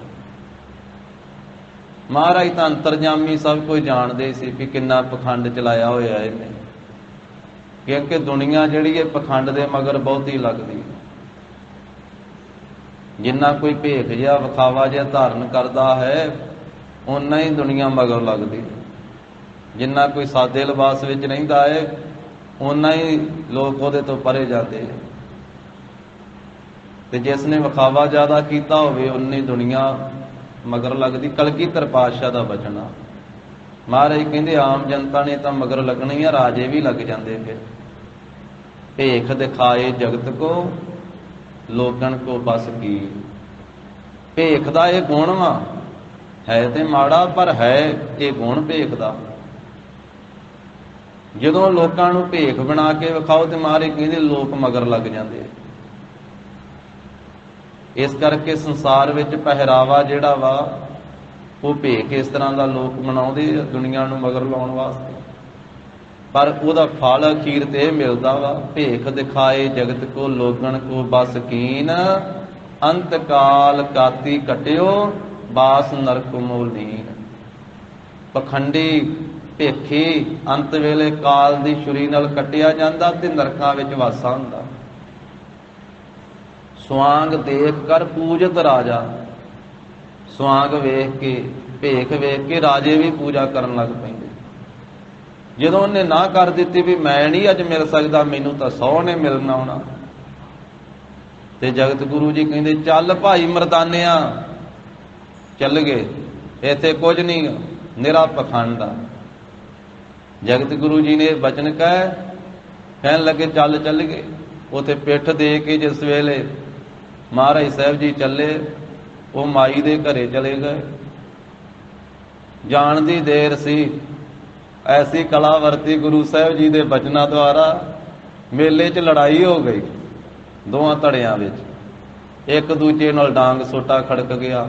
ਉਹ ਲੜਦੇ ਉਹ ਝੰਡੇ ਵੀ ਉਹਦੇ ਪੁੱਟੇ ਗਏ ਸਾਰੇ ਪਖੰਡੀ ਦੇ। ਤੇ ਲੜਦੇ ਕੁਝ ਜਿਹੜੇ ਸੀ, ਉਹ ਦਰਵਾਜ਼ਾ ਜਿਹੜਾ ਬੰਦ ਕਰਕੇ ਅੰਦਰ ਬੈਠਾ ਸੀ ਉਹਦੇ ਵਿੱਚ ਵੀ ਧੱਕਾ ਮੁੱਕੀ ਹੋਈ, ਤੇ ਦਰਵਾਜ਼ੇ ਨੂੰ ਧੱਕੇ ਵੀ ਵੱਜ ਗਏ, ਤੇ ਦਰਵਾਜ਼ਾ ਖੁੱਲ ਗਿਆ। ਤੇ ਅੰਦਰ ਕੀ ਵੇਖਿਆ ਕਿ ਉਹ ਕੁਕਰਮੀ ਜਿਹੜਾ ਸੀ ਕੁਕਰਮ ਕਰ ਰਿਹਾ ਪਰ ਇਸਤਰੀ ਦੇ ਨਾਲ, ਉਹਦਾ ਪਾਜ ਉਗੜ ਗਿਆ ਸਾਰਾ ਹੀ। ਲੋਕਾਂ ਨੇ ਉਹਨੂੰ ਬੜਾ ਕੁੱਟਿਆ ਫੜ ਕੇ। ਉਹਨਾਂ ਕਿਹਾ ਅਸੀਂ ਤੈਨੂੰ ਹੋਰ ਹੀ ਕੁਝ ਧਰਮਾਤਮਾ ਮੰਨੀ ਬੈਠੇ ਸੀ, ਇਹ ਦਰਵਾਜ਼ਾ ਬੰਦ ਕਰਕੇ ਅੰਦਰ ਬੈਠਾ ਸੀ ਵੀ ਮੈਨੂੰ ਅੱਜ 100 ਮਿਲਣ ਆਉਂਦਾ, ਇਹ ਤਾਂ ਹੋਰ ਹੀ 100 ਸੁਹਾਗਣ ਬਣੇ ਪਏ ਅੰਦਰ। ਉਹਦਾ ਪਾਜ ਸਾਰਾ ਹੀ ਉਗੜ ਗਿਆ। ਲੋਕਾਂ ਨੇ ਉਹਦਾ ਸਾਰੇ ਝੰਡੇ ਪੁੱਟ ਦਿੱਤੇ, ਡੇਰਾ ਸਾਰਾ ਖਿਲਰ ਗਿਆ। ਫਿਰ ਉਹਨੂੰ ਪਤਾ ਤੇ ਲੱਗਾ ਸੀ ਵੀ ਕੋਈ 3 ਮਹਾਂਪੁਰਖ ਆਏ ਸਨ, ਤੇ ਉਹਨਾਂ ਦੇ ਕਰਕੇ ਸਭ ਕੁਝ ਹੋਇਆ। ਸਮਾਂ ਲੰਘਿਆ, ਫਿਰ ਮਹਾਰਾਜ ਸਾਹਿਬ ਜੀ ਵੇਖੋ ਜਿਹਦਾ ਪਾਜ ਉਹ ਢੇੜਦੇ ਆ, ਉਹਦਾ ਫਿਰ ਪਰਦਾ ਕੱਜਦੇ ਵੀ ਆ ਗੁਰੂ ਸਾਹਿਬ ਜੀ। ਆਮ ਸੰਸਾਰੀ ਇਹ ਆ ਵੀ ਕਿਸੇ ਦਾ ਪਰਦਾ ਚੁੱਕ ਤੇ ਸਕਦਾ ਪਰ ਢੱਕਦਾ ਨਹੀਂ, ਪਰ ਸਤਿਗੁਰੂ ਪਖੰਡ ਉਧੇੜ ਵੀ ਦਿੰਦੇ ਆ ਤੇ ਪਰਦਾ ਕੱਜ ਵੀ ਦਿੰਦੇ ਆ। ਜਿਵੇਂ ਮਹਾਰਾਜ ਦਾ ਬਚਨ ਆਉਂਦਾ ਨਾ, ਸਤਿਗੁਰ ਢਾਕ ਲੀਆ ਮੋਹੇ ਪਾਪੀ ਪੜਦਾ। ਪਾਪੀਆਂ ਦੇ ਪਰਦੇ ਵੀ ਸਤਿਗੁਰੂ ਢੱਕਦੇ ਆ, ਪਾਪੀਆਂ ਦੇ ਪਾਪ ਦੂਰ ਕਰਕੇ ਪਾਪੀਆਂ ਨੂੰ ਪਵਿੱਤਰ ਵੀ ਕਰਦੇ। ਆਮ ਸੰਸਾਰੀ ਬੰਦਾ ਕਿਸੇ ਦਾ ਪਾਪ ਦੱਸ ਤੇ ਸਕਦਾ, ਪਾਪ ਨੂੰ ਕਹਿ ਸਕਦਾ ਵੀ ਇਹ ਪਾਪੀ ਹੈ, ਪਾਪ ਦਾ ਪ੍ਰਚਾਰ ਕਰ ਸਕਦਾ ਵਾ ਵੀ ਇਹ ਪਾਪੀ ਹੈ, ਪਰ ਉਹਦਾ ਪਾਪ ਦੂਰ ਕਰਕੇ ਉਹਨੂੰ ਪਵਿੱਤਰ ਨਹੀਂ ਕਰਨ ਦਾ ਯਤਨ ਕਰਦਾ। ਗੁਰੂ ਸਾਹਿਬ ਜੀ ਨੇ ਜਿਸ ਨੂੰ ਆਖਿਆ ਨਾ ਵੀ ਤੇਰੇ ਵਿੱਚ ਇਹ ਔਗਣ ਹੈ, ਤੇਰੇ ਵਿੱਚ ਇਹ ਪਾਪ ਹੈ, ਉਹਨੂੰ ਫਿਰ ਪਾਪੀ ਨਹੀਂ ਰਹਿਣ ਦਿੱਤਾ, ਉਹਦਾ ਪਾਪ ਦੂਰ ਕਰਕੇ ਉਹਨੂੰ ਪਵਿੱਤਰ ਵੀ ਕੀਤਾ। ਫਿਰ ਸਮੇਂ ਦੇ ਨਾਲ ਵਿਚਰਦੇ ਫਿਰ ਉਸ ਥਾਂ ਤੇ ਮਹਾਰਾਜ ਸਾਹਿਬ ਜੀ ਆਉਂਦੇ ਆ, ਤੇ ਉਹਦੀ ਤਾਂ ਸਾਰੇ ਇਲਾਕੇ 'ਚ ਬੇਇੱਜ਼ਤੀ ਬਹੁਤ ਹੋ ਗਈ ਸੀ। ਲੋਕ ਹੁਣ ਉਹਨੂੰ ਮੂੰਹ ਨਹੀਂ ਲਾਉਂਦੇ ਵੀ ਇਹ ਦੰਭੀ ਹੈ, ਪਖੰਡੀ ਹੈ। ਉੱਥੇ ਇੱਕ ਹੱਥਾਂ ਪੈਰਾਂ ਤੋਂ ਲੂਲਾ ਲੰਗੜਾ ਆਦਮੀ ਸੀ, ਹੱਥਾਂ ਤੋਂ ਲੂਲਾ। ਮਹਾਰਾਜ ਸਾਹਿਬ ਜੀ ਆਏ ਤੇ ਉਹਦੇ ਵੱਲੇ ਵੇਖ ਕੇ ਉਹਦੇ ਤੇ ਜਗਤ ਗੁਰੂ ਜੀ ਨੇ ਕਿਰਪਾ ਕੀਤੀ ਤੇ ਉਹਨੂੰ ਤੰਦਰੁਸਤੀ ਦੇ ਦਿੱਤੀ, ਉਹਦੇ ਹੱਥ ਸਲਾਮਤ ਹੋ ਗਏ, ਉਹਦਾ ਸਰੀਰ ਨਵਾਂ ਨਰਵਾ ਹੋ ਗਿਆ। ਉਹ ਬਹੁਤ ਖੁਸ਼ ਹੋਇਆ ਤੇ ਮਹਾਰਾਜ ਸਾਹਿਬ ਜੀ ਕਹਿਣ ਲੱਗੇ ਵੀ ਪ੍ਰੇਮੀਆਂ, ਜੇ ਕੋਈ ਤੈਨੂੰ ਪੁੱਛੇ ਨਾ, ਪੁੱਛਣਾ ਤੇ ਲੋਕਾਂ ਨੇ ਤੈਨੂੰ ਹੈਗਾ ਵੀ ਤੇਰੇ ਇਹ ਹੱਥ ਪੈਰ ਕਿਵੇਂ ਠੀਕ ਹੋਏ, ਤੇਰਾ ਸਰੀਰ ਕਿਵੇਂ ਨਵਾਂ ਨਰਵਾ ਹੋਇਆ, ਤੇ ਤੂੰ ਪਤਾ ਕੀ ਕਹਿਣਾ? ਤੂੰ ਕਹਿਣਾ ਇਹ ਮੇਰੇ ਹੱਥ ਪੈਰ, ਮੇਰਾ ਸਰੀਰ ਨਵਾਂ ਨਰਵਾ ਕੀਤਾ 100 ਸੁਹਾਗਣ ਨੇ। ਮਹਾਰਾਜ ਕਹਿੰਦੇ ਤੂੰ ਕਹਿਣਾ ਮੈਨੂੰ 100 ਸੁਹਾਗਣ ਨੇ ਤੰਦਰੁਸਤੀ ਦਿੱਤੀ। ਹੁਣ ਉਹਦੇ ਜਦੋਂ ਨਗਰ 'ਚ ਵੇਖ ਤੁਰਦਾ ਫਿਰਦਾ, ਲੋਕ ਕਹਿੰਦੇ ਵੀ ਤੇਰੇ ਤਾਂ ਇਹ ਹੱਥ ਕਿਵੇਂ ਠੀਕ ਹੋ ਗਏ, ਤੇਰਾ ਸਰੀਰ ਕਿਵੇਂ ਤੰਦਰੁਸਤ ਹੋ ਗਿਆ? ਉਹ ਕਹਿੰਦਾ ਮੈਨੂੰ 100 ਸੁਹਾਗਣ ਨੇ ਤੰਦਰੁਸਤੀ ਦਿੱਤੀ। ਲੋਕ ਫੇਰ ਕਹਿੰਦੇ ਉਹ ਆਪਾਂ ਤੇ ਉਹਨੂੰ ਪਖੰਡੀ ਸਮਝਦੇ ਸੀ, ਵੇਖੋ ਉਹਨੇ ਤੰਦਰੁਸਤੀ ਦੇ ਦਿੱਤੀ। ਜਦੋਂ ਮਹਿਮਾ ਹੋਈ ਤੇ ਉਹ ਜਿਹੜਾ ਪਖੰਡੀ ਸੀ 100 ਸੁਹਾਗਣ ਕਹਾਉਂਦਾ ਸੀ ਆਪਣੇ ਆਪ ਨੂੰ, ਉਹਨੇ ਕਿਹਾ ਵੀ ਮੈਂ ਤਾਂ ਹੱਥ ਕਿਸੇ ਦੇ ਠੀਕ ਕੀਤੇ ਨਹੀਂ, ਨਾ ਪੈਰ ਠੀਕ ਕੀਤੇ ਆ, ਤੇ ਇਹ ਕਿੰਨੇ? ਫਿਰ ਉਹਨੇ ਪੁੱਛਿਆ, ਉਹਨੇ ਕਿਹਾ ਦੱਸ ਵੀ ਤੈਨੂੰ ਕਿੰਨੇ ਠੀਕ ਕੀਤਾ? ਉਹਨੇ ਕਿਹਾ ਵੀ ਇਸ ਤਰ੍ਹਾਂ 3 ਮਹਾਂਪੁਰਖ, ਉਹਨਾਂ ਵਿੱਚੋਂ ਇੱਕ ਮਹਾਂਪੁਰਖ ਨੇ, ਭਾਵ ਧੰਨ ਸ੍ਰੀ ਗੁਰੂ ਨਾਨਕ ਦੇਵ ਸਾਹਿਬ ਜੀ ਨੇ ਮੇਰੇ ਤੇ ਕਿਰਪਾ ਕੀਤੀ। ਉਹ ਕਿਹੜਾ ਮਹਾਰਾਜ ਦਾ ਨਾਮ ਜਾਣਦਾ ਸੀ? ਫਿਰ ਉਹਨੇ ਆਖਿਆ ਵੀ ਕਿੱਥੇ ਆ? ਫਿਰ ਉਹ ਜਿਹੜਾ 100 ਸੁਹਾਗਣ ਸੀ ਮਹਾਰਾਜ ਸਾਹਿਬ ਜੀ ਨੂੰ ਆ ਕੇ ਮਿਲਿਆ, ਮੱਥਾ ਟੇਕਿਆ, ਭੁੱਲਾਂ ਦੀ ਮਾਫੀ ਮੰਗੀ। ਮਹਾਰਾਜ ਤੁਸੀਂ ਮੇਰੇ ਕੋਲੇ ਪਹਿਲਾਂ ਵੀ ਆਏ ਸੀ ਉਸ ਮੌਕੇ ਤੇ ਮੈਂ ਪਾਪ ਵਿੱਚ ਗਲਤਾਨ ਸੀ, ਮੈਂ ਆਪ ਜੀ ਨੂੰ ਮਿਲ ਨਾ ਸਕਿਆ, ਤੇ ਮਹਾਰਾਜ ਮੈਂ ਪਾਪੀ ਹਾਂ, ਮੈਨੂੰ ਬਖਸ਼ੋ। ਸਤਿਗੁਰੂ ਕਹਿੰਦੇ ਹੁਣ ਅਸਲ ਵਿੱਚ ਨਾਮ ਜਪ। ਅੱਗੇ ਤਾਂ ਤੂੰ ਸਿਰਫ ਲਿਬਾਸ ਧਾਰਨ ਕੀਤਾ ਨਾ ਧਰਮ ਦਾ, ਹੁਣ ਅਸਲ ਵਿੱਚ ਤੂੰ 100 ਨਾਲ ਜੁੜ। ਜਿਹੜਾ 100 ਹੈ ਨਾ ਸਾਰਿਆਂ ਦਾ ਪਤੀ ਹੈ ਪਰਮਾਤਮਾ, ਉਹਦੇ ਨਾਲ ਜੁੜ। ਪਹਿਲਾਂ ਤੇ ਤੂੰ ਉਹਦੇ ਨਾਂ ਤੇ ਪਖੰਡੀ ਕਰਦਾ ਸੀ ਨਾ, ਲੋਕਾਂ ਨੂੰ ਮਗਰ ਲਾਇਆ ਸੀ, ਹੁਣ ਅਸਲੀਅਤ ਵਿੱਚ ਉਹਦੇ ਨਾਲ ਜੁੜ ਜਾ, ਅਸਲੀਅਤ ਵਿੱਚ ਉਹਦੀ ਬੰਦਗੀ ਕਰਨ ਲੱਗ ਪਾ। ਜਿਵੇਂ ਧੰਨ ਸ੍ਰੀ ਗੁਰੂ ਅੰਗਦ ਦੇਵ ਸਾਹਿਬ ਮਹਾਰਾਜ ਨੇ ਬਚਨ ਕਿਹਾ, ਆਪਾਂ ਪਹਿਲਾਂ ਵੀ ਵਿਚਾਰਿਆ, ਜਾਂ ਸੁਖ ਤਾਂ ਸਹੁਰਾਵਿਓ, ਦੁੱਖ ਭੀ ਸੰਭਾਲੇ ਹੋਏ, ਨਾਨਕ ਕਹੈ ਸਿਆਣੀਏ, ਇਹ ਵਕੰਤ ਮਿਲਾਵਾ ਹੋਏ। ਫਿਰ ਮਹਾਰਾਜ ਕਹਿੰਦੇ ਅਸਲੀਅਤ ਵਿੱਚ ਤੇਰਾ ਉਸ 100 ਦੇ ਨਾਲ ਮਿਲਾਪ ਹੋ ਜਾਵੇਗਾ, ਫਿਰ ਅਸਲੀਅਤ ਵਿੱਚ ਤੂੰ 100 ਦੀ ਸੁਹਾਗਣ ਬਣ ਜਾਵੇਂਗਾ। ਤੋ ਗਰੀਬ ਨਵਾਜ ਸਾਹਿਬ ਜੀ ਫਰਮਾ ਰਹੇ ਹਨ ਕਿ ਭਟਕਣਾ ਵਿੱਚ ਪੈ ਕਰਕੇ, ਤ੍ਰਿਸ਼ਨਾ ਵਿੱਚ ਪੈ ਕਰਕੇ, ਪਖੰਡ ਵਿੱਚ ਪੈ ਕਰਕੇ ਤਨ ਵਿੱਚ ਸੁਖ ਪ੍ਰਾਪਤ ਨਹੀਂ ਹੁੰਦਾ ਹੈ।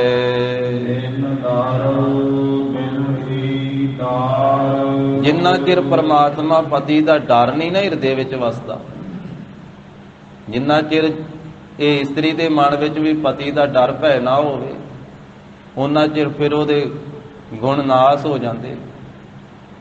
ਇਸੇ ਤਰ੍ਹਾਂ ਜੀਵ ਰੂਪ ਇਸਤਰੀ ਜਿੰਨਾ ਚਿਰ ਬੇਨ ਡਰ ਪ੍ਰਮਾਤਮਾ ਪਤੀ ਦੇ ਡਰ ਤੋਂ ਬਿਨਾਂ ਹੈ, ਬਿਨਾਂ ਡਰ ਤੋਂ ਮਹਾਰਾਜ ਕਹਿੰਦੇ ਬਿਨਠੀ ਡਾਰ, ਬਿਨਠੀ ਨਾਮ ਹੈ ਬਿਨਸ ਗਈ, ਖਤਮ ਹੋ ਗਈ। ਡਾਰ ਮੈਨੇ ਬਹੁਤੀ ਸ੍ਰਿਸ਼ਟੀ, ਜਿਵੇਂ ਬਹੁਤੇ ਪੰਛੀ ਇਕੱਠੇ ਉੱਡੇ ਜਾਣ ਤੇ ਆਪਾਂ ਕਹਿੰਦੇ ਹਾਂ ਡਾਰ ਜਾ ਰਹੀ, ਡਾਰ ਆ ਕੂੰਜਾਂ ਦੀ ਡਾਰ ਉੱਡਦੀ ਜਾ ਰਹੀ, 100-200 ਚਿੜੀਆਂ ਇਕੱਠੀਆਂ ਉੱਡਦੀਆਂ ਜਾ ਰਹੀਆਂ ਹੁਣ ਤੇ ਆਪਾਂ ਕਹਿੰਦੇ ਚਿੜੀਆਂ ਦੀ ਡਾਰ ਜਾ ਰਹੀ, ਪੰਛੀਆਂ ਦੀ ਡਾਰ ਜਾ ਰਹੀ। ਡਾਰ ਤੋਂ ਭਾਵ ਹੈ ਬਹੁਤੀ ਗਿਣਤੀ।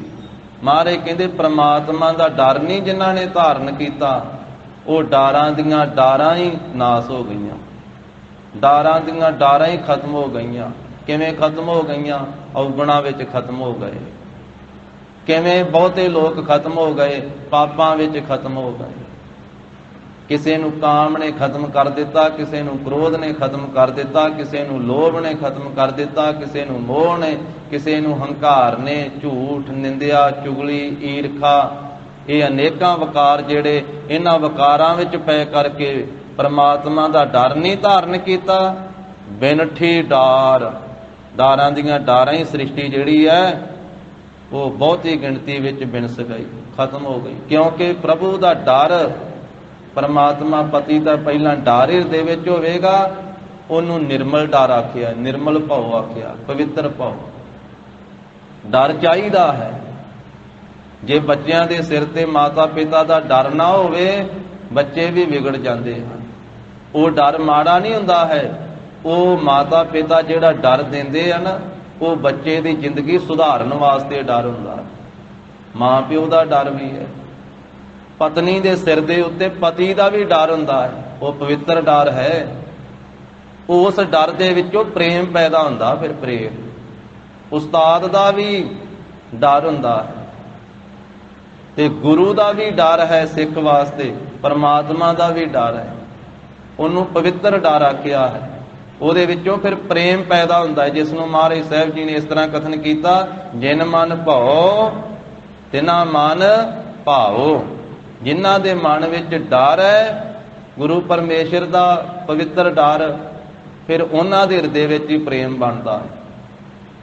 ਫਿਰ ਡਰ ਵਿੱਚ ਰਹਿ ਕਰਕੇ ਬੰਦਾ ਪੰਜਾਂ ਕਕਾਰਾਂ ਦੀ ਰਹਿਤ ਵਿੱਚ ਰਹਿੰਦਾ। ਜੇ ਮੈਂ ਰਹਿਤ ਨਾ ਰੱਖੀ ਤੇ ਕਲਗੀਆਂ ਵਾਲੇ ਪਾਤਸ਼ਾਹ ਤੋਂ ਬੇਮੁਖ ਹੋ ਜਾਵਾਂਗਾ। ਗੁਰੂ ਨਾਨਕ ਦੇਵ ਸਾਹਿਬ ਸੱਚੇ ਪਾਤਸ਼ਾਹੀ ਦੀ ਇਹ ਰਹਿਤ ਆ। ਜੇ ਮਹਾਰਾਜ ਸਾਹਿਬ ਜੀ ਦਾ ਦਿੱਤਾ ਹੋਇਆ ਨਿਤਨੇਮ ਨਾ ਕੀਤਾ, ਗੁਰੂ ਤੋਂ ਬੇਮੁਖ ਹੋ ਜਾਵਾਂਗਾ। ਗੁਰੂ ਕੇ ਪੰਜਾਂ ਕਕਾਰਾਂ ਦੀ ਰਹਿਤ ਨਾ ਰੱਖੇ ਤੇ ਫਿਰ ਮਹਾਰਾਜ ਤੋਂ ਬੇਮੁਖ ਹੋ ਜਾਵਾਂਗਾ। ਡਰ ਵਿੱਚ ਰਹਿ ਕਰਕੇ, ਪਵਿੱਤਰ ਡਰ ਵਿੱਚ ਰਹਿ ਕੇ ਪੰਜਾਂ ਕਕਾਰਾਂ ਦੀ ਰਹਿਣੀ ਬੰਦਾ ਕਮਾ ਸਕਦਾ ਹੈ, ਕੁਰੈਤਾਂ ਤੋਂ ਬਚ ਸਕਦਾ ਹੈ, ਰਹਿਤ ਵਿੱਚ ਰਹਿ ਸਕਦਾ ਹੈ। ਵੀ ਮਹਾਰਾਜ ਦਾ ਬਚਨ ਹੈ, ਰਹਿਣੀ ਰਹੇ ਸੋਈ ਸਿੱਖ ਮੇਰਾ, ਉਹ ਸਾਹਿਬ ਮੈਂ ਉਸ ਕਾ ਚੇਰਾ। ਗੁਰੂ ਸਾਹਿਬ ਦਾ ਬਚਨ ਹੈ, ਰਹਿਤ ਪਿਆਰੀ ਮੁਝ ਕੋ ਸਿੱਖ ਪਿਆਰਾ ਨਾਹੇ, ਸਿੱਖ ਪਿਆਰਾ ਨਾਹੇ ਮਮ, ਰਹਿਤ ਪਿਆਰੀ ਆਹੇ। ਰਹਿਤ ਬਿਨਾ ਨਹਿ ਸਿੱਖ ਕਹਾਵੇ, ਰਹਿਤ ਬਿਨਾ ਦਰ ਚੋਟਾਂ ਖਾਵੇ। ਇਸ ਕਰਕੇ ਡਰ ਚਾਹੀਦਾ। ਮਹਾਰਾਜ ਕਹਿੰਦੇ ਬਿਨ ਡਰ ਬਿਨਠੀ ਡਾਰ। ਬਿਨਾ ਪ੍ਰਭੂ ਦੇ ਡਰ ਧਾਰਨ ਤੋਂ ਬਹੁਤ ਜ਼ਿਆਦੀ ਸ੍ਰਿਸ਼ਟੀ ਜਿਹੜੀ ਹੈ ਉਹ ਖਤਮ ਹੋ ਗਈ। ਜੋ ਜੀਵ ਰੂਪ ਇਸਤਰੀ ਪਰਮਾਤਮਾ ਪਤੀ ਦੇ ਡਰ ਨੂੰ ਧਾਰਨ ਕਰਦੀ ਹੈ, ਡਰਪ ਮੋਈ, ਡਰਪ ਡਰ ਧਾਰਨ ਕਰਕੇ ਡਰ ਕੇ ਮੋਈ ਮਰੀ ਹੈ। ਮਰੀ ਤੋਂ ਭਾਵ ਹੰਕਾਰ ਵੱਲੋਂ ਮਰੀ ਹੈ। ਪ੍ਰਭੂ ਦਾ ਡਰ ਧਾਰਨ ਕੀਤਾ ਤੇ ਹੰਕਾਰ ਛੱਡ ਦਿੱਤਾ। ਜਾਂ ਰਹਿਣਾ ਨਾਹੀ ਐਤ ਜਗ ਤਾਂ ਕਾਇਤ ਕਾਰ ਪਹੰਡੀ ਹੈ। ਤੇ ਜਦੋਂ ਇਸ ਸੰਸਾਰ ਵਿੱਚ ਸਦਾ ਰਹਿਣਾ ਨਹੀਂ ਹੈ, ਫਿਰ ਹੰਕਾਰ ਕਿਹੜੀ ਗੱਲ ਦਾ ਕਰਨਾ। ਫਿਰ ਹੰਕਾਰ ਵੱਲੋਂ ਮਰ ਗਈ, ਨਿਮਰਤਾ ਵੱਲੇ ਜਿਉਂ ਪਈ। ਘਰ ਹੀ ਆਪਣਾ, ਆਪਣੇ ਘਰ ਵਿੱਚ ਆਈ ਆ। ਫਿਰ ਆਪਣੇ ਘਰ ਵਿੱਚ, ਪਹਿਲਾਂ ਬਾਹਰ ਹੀ ਭਟਕੀ ਜਾਂਦੀ ਸੀ, ਹੁਣ ਡਰ ਹੋ ਗਿਆ ਨਾ ਪ੍ਰਮਾਤਮਾ ਪਤੀ ਦਾ, ਤੇ ਫਿਰ ਇਸ ਕਰਕੇ ਘਰ ਵਿੱਚ ਆ ਗਈ, ਆਪਣੀ ਚਾਰ ਦੀਵਾਰੀ ਵਿੱਚ, ਹਿਰਦੇ ਰੂਪੀ ਘਰ ਵਿੱਚ ਅੰਤਰਮੁਖ ਬਿਰਤੀ ਕੀਤੀ ਹੈ। ਤੇ ਹੁਣ ਡੀਠੀ ਫਿਰ ਵੇਖ ਲਈ ਹੈ ਸੁਜਾਨ ਕੰਤ ਨੇ, ਜਿਹੜਾ ਸਿਆਣਾ ਪਤੀ ਹੈ ਨਾ, ਉਹਨੇ ਵੇਖਿਆ ਵੀ ਹੁਣ ਮੇਰੇ ਡਰ ਵਿੱਚ ਰਹਿੰਦੀ ਆ। ਹੁਣ ਘਰ ਵਿੱਚ ਆ ਗਈ ਆਪਣੇ, ਪਹਿਲਾਂ ਬਾਹਰ ਹੀ ਤੁਰੀ ਫਿਰਦੀ ਸੀ, ਉਦੋਂ ਉਹਨੇ ਵੀ ਮੂੰਹ ਮੋੜਿਆ ਸੀ। ਹੁਣ ਘਰ ਵਿੱਚ ਆ ਗਈ, ਉਹਨੇ ਆਖਿਆ ਹੁਣ ਮੇਰੇ ਡਰ ਵਿੱਚ ਹੈ, ਹੁਣ ਮੇਰੀ ਆਗਿਆ ਵਿੱਚ ਹੈ, ਮੇਰੇ ਭੈ ਵਿੱਚ ਰਹਿੰਦੀ ਹੈ। ਪਰਮਾਤਮਾ ਸੁਜਾਨ ਪਤੀ ਨੇ ਵੇਖਿਆ ਵੀ ਹੁਣ ਪਹਿਲਾਂ ਤੇ ਬਾਰ-ਬਾਰ ਭਟਕਦੀ ਫਿਰਦੀ ਸੀ, ਹੁਣ ਸਾਰੇ ਆਸਰੇ ਛੱਡ ਕੇ ਮੇਰੀਆਂ ਦਲੀਜਾਂ ਤੇ ਹੀ ਟਿਕ ਗਈ ਹੈ, ਮੇਰੇ ਘਰ ਵਿੱਚ ਆ ਗਈ। ਸਗਲ ਦੁਆਰ ਕੋ ਛਾਟ ਕੇ ਗਹਿਓ ਤੁਹਾਰੋ ਦੁਆਰ, ਬਾਹੇ ਗਹੇ ਕੀ ਲਾਜ ਅਸ ਗੋਬਿੰਦ ਦਾਸ ਤੁਹਾਰ। ਇੱਥੇ ਫਿਰ ਇਹ ਬੇਨਤੀ ਹੁੰਦੀ ਹੈ, ਮਾਏ ਗਹੇ ਜਬ ਤੇ ਤੁਮਰੇ ਤਬ ਤੇ ਕੋ ਆਂਖ ਤਰੇ ਨਹੀਂ ਆਨਿਓ, राम रहीम पुराण पुराण अनेक कहे मत एक ना मान्यो। सिमृत शास्त्र वेद सब बहु भेद कहे हम एक ना जान्यो। श्री असमान कृपा तुमरी कर मैं न कहो सब तोहे बखाने। फिर सियाणे कंत परमात्मा पति ने डीठी वेखी है मेर भरी दृष्टि पाई है। गरीब नवाज कहते जिन्ना भाई जीवा ने अपने हिरदे विच डर धारण करके रखिया अपने गुरु साहब जी का, उन्होंने ने फिर निरभौ परमात्मा दे नाम का वखियान किया। नाम नू जपिया है, नाम नू वखियाणिया है, नाम की आराधना की है। उन्होंने निरभौ दे नाम नू कथन किया है जिन्हों ने अपने गुरु का भय अपने हिरदे विच धारण किया है। महाराज कहते जिवें कोई आदमी वो पहाड़ दे उत्ते जाके वासा करे, डूगर नाम पहाड़ दा, उत्ते जाके उन्होंने तेह लग जावे घनी बहुती,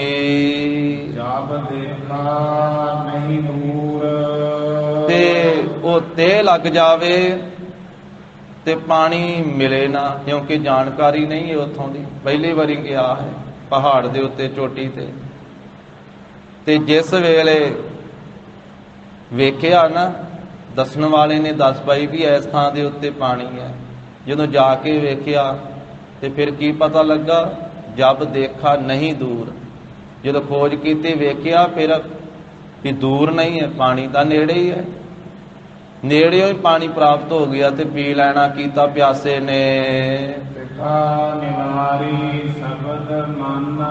हाँ दसिया किसी ने, उन्हें कहा जिथे तू बैठा है ना इत्थे लागे ही पानी है, वो शब्द नू मन करके उस कहण वाले दे बोलां नू मन करके पानी पी लिया ते तिखा प्यास निवृत्त हो गई, तृप्त हो गया। अमृत पिया भरपूर। उस मौके ते जानो कि वो जिहड़ा पानी सी ना वो पीता जदों भरपूर है लबा लब रज के पीता ते वो पानी अमृत सरीखा होया, क्योंकि जिस वेले किसी नूं बहुत ही तेह लगी होवे, ओहदी जान निकलदी होवे प्यास दे नाल, ते उदों पानी उहदे वास्ते अमृत आ। वो पानी जिहड़ा जिंदगी दिंदा वो पानी फिर अमृत तुल है।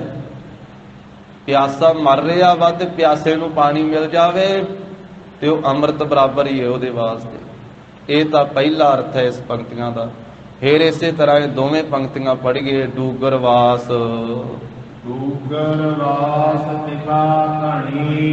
पहाड़ दे उत्ते वासा है ते प्यास लग गई बहुत। पहाड़ केड़ा है कहंदे ये जेड़े वकारा रूपी पहाड़ ही बने हुए हैं, इन्हां दे विच जीव दा वासा, काम क्रोध लोभ मोह हंकार दे विच ये जीव वसिया होया ते इनू प्यास लगी है बहुत। प्यास कादी लगी है? अमृत दी, अमृत जल दी प्यास लगी है, प्रभु दे दर्शनां दी, परमात्मा दे दर्शनां दी प्यास लगी हुई है बहुत ही। ते वकारा रूपी पहाड़ां दे उत्ते इहदा वासा है। जब देखा नहीं दूर ते पानी मिल नहीं सी रिहा, इसनूं जल मिल नहीं सी रिहा प्यास बुझाउण वास्ते। ते जदों गुरु साहब जी ने दसिया कि भाई जिथे तू वसिया है ना, जिस पहाड़ दे उत्ते ये शरीर रूपी पहाड़ ते तेरा वासा है, वकारा रूपी पहाड़ां दे विच तेरा वासा है, इत्थे ही खूह है अमृत जल दा, अंतर खूटा है अमृत भरिया, सबदे काढ़ पीए पनिहारी।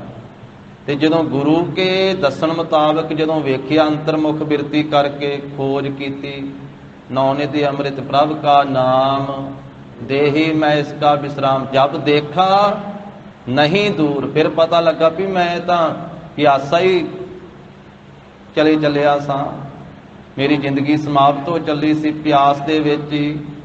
पर हुण जदों वेखिया है ते जल तां दूर नहीं, ये तां लागे ही अंदर तां खूह भरिया पिया, भंडारा भरिया पिया। जब देखा नहीं दूर, जदों वेखिया खोज कीती तां फिर दूर नहीं, फिर नेड़ियों ही प्राप्त हो गया अमृत दा खजाना। पर कदों प्यास निवृत्त होई, तिखा त्रे कदों निवृत्त होई? ਜਦੋਂ ਗੁਰੂ ਕੇ ਸ਼ਬਦ ਨੂੰ ਮੰਨਿਆ। ਪਹਿਲਾਂ ਤੇ ਮੰਨਦਾ ਹੀ ਨਹੀਂਗਾ, ਮੰਨਣ ਦੀ ਗੱਲ ਦੂਰ, ਪਹਿਲਾਂ ਸੁਣਦਾ ਹੀ ਨਹੀਂਗਾ, ਸੁਣਨ ਤੋਂ ਬਾਅਦ ਮੰਨਦਾ ਹੀ ਨਹੀਂਗਾ। ਫਿਰ ਮਹਾਰਾਜ ਕਹਿੰਦੇ ਜਦੋਂ ਮੰਨ ਲਿਆ ਨਾ ਗੁਰੂ ਕੇ ਸ਼ਬਦ ਨੂੰ, ਮੰਨ ਕੇ ਉਸੇ ਤਰ੍ਹਾਂ ਅਭਿਆਸ ਕੀਤਾ ਤੇ ਫਿਰ ਇਹਨੂੰ ਅੰਮ੍ਰਿਤ ਜਲ ਪ੍ਰਾਪਤ ਹੋਇਆ। ਫਿਰ ਪ੍ਰਭੂ ਦੇ ਦਰਸ਼ਨ ਪ੍ਰਾਪਤ ਹੋ ਗਏ। ਜਿਹੜੀ ਪਿਆਸ ਲੱਗੀ ਸੀ ਨਾ, ਮੇਰਾ ਮਨ ਲੋਚੈ ਗੁਰ ਦਰਸ਼ਨ ਤਾਈ, ਬਿਲਪ ਕਰੇ ਚਾਤ੍ਰਿਕ ਕੀ ਨਿਆਈ, ਤ੍ਰਿਖਾ ਨਾ ਉਤਰੇ ਸਾਂਤ ਨਾ ਆਵੇ, ਬਿਨ ਦਰਸ਼ਨ ਸੰਤ ਪਿਆਰੇ ਜੀਓ। ਫਿਰ ਗੁਰੂ ਕੇ ਸ਼ਬਦ ਨੂੰ ਮੰਨਿਆ। ਮਹਾਰਾਜ ਨੇ ਦੱਸਿਆ ਤੇਰੇ ਅੰਦਰ ਹੀ ਆ ਅੰਮ੍ਰਿਤ ਦਾ ਖਜ਼ਾਨਾ। ਪੀ ਗੁਰੂ ਕੇ ਸ਼ਬਦ ਦਾ ਅਭਿਆਸ ਕਰ ਕਰਕੇ ਫਿਰ ਪੀਤਾ ਅੰਮ੍ਰਿਤ ਜਲ ਤੇ ਪਿਆਸ ਬੁਝ ਗਈ, ਪਿਆਸ ਬੁਝ ਗਈ। ਵਾਹਿਗੁਰੂ ਪਰਮੇਸ਼ਰ ਪਤੀ ਦੇ ਦਰਸ਼ਨ ਦੀਦਾਰ ਪ੍ਰਾਪਤ ਹੋ ਗਏ। ਅੰਮ੍ਰਿਤ ਪੀਆ ਭਰਪੂਰ। ਫਿਰ ਭਰਪੂਰ ਜੋ ਸਰਬ ਵਿਆਪਕ ਪ੍ਰਮਾਤਮਾ ਹੈ ਨਾ, ਜਲ ਥਲ ਮਹੀਲ ਪੂਰਿਆ, ਸੁਆਮੀ ਸਿਰਜਣਹਾਰ, ਅਨਕ ਭਾਂਤ ਹੋਏ ਪਸਰਿਆ, ਨਾਨਕ ਏਕ ਓੰਕਾਰ। ਐਸਾ ਭਰਪੂਰ ਪਰਮੇਸ਼ਰ ਦੇ ਨਾਮ ਅੰਮ੍ਰਿਤ ਨੂੰ ਪੀਤਾ, ਅੰਦਰੋਂ ਹੀ ਪੀ ਲਿਆ। ਭਰਪੂਰ ਲਬਾ ਲਬ ਪੀਤਾ, ਰੱਜ ਰੱਜ ਕੇ ਪੀਤਾ। ਫਿਰ ਬਾਰੰਬਾਰ ਬਾਰ ਪ੍ਰਭ ਜਪੀਐ, ਪੀ ਅੰਮ੍ਰਿਤ ਇਹੋ ਮਨ ਤਨ ਤ੍ਰਪੀਐ। ਫਿਰ ਮਨ ਵੀ ਰੱਜ ਗਿਆ ਤੇ ਤਨ ਵੀ ਰੱਜ ਗਿਆ ਨਾਮ ਅੰਮ੍ਰਿਤ ਨੂੰ ਪੀ ਕਰਕੇ।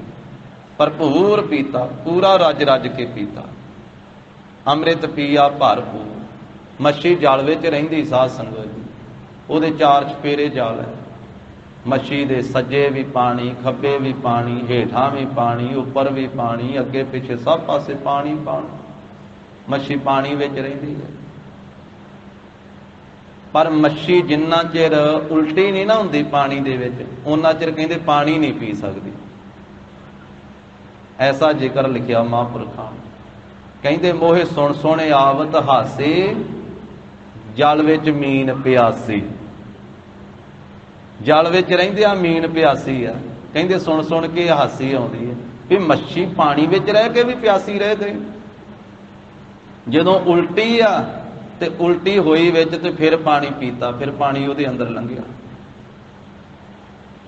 ਇਸੇ ਤਰ੍ਹਾਂ ਕਹਿੰਦੇ ਵੀ ਰਹਿੰਦਾ ਤੇ ਸੰਸਾਰ ਵਿੱਚ ਜੀਵ ਹੈ, ਅੰਮ੍ਰਿਤ ਦੇ ਖਜ਼ਾਨੇ ਵਿੱਚ, ਜਿੰਨਾ ਚਿਰ ਆਪਣੀ ਬਿਰਤੀ ਨੂੰ ਵਿਕਾਰਾਂ ਵੱਲੋਂ ਉਲਟੀ ਨਹੀਂ ਨਾ ਕਰਦਾ, ਅੰਤਰਮੁਖ ਨਹੀਂ ਕਰਦਾ, ਉਹਨਾਂ ਚਿਰ ਨਾਮ ਅੰਮ੍ਰਿਤ ਨਹੀਂ ਇਹ ਪੀਂਦਾ।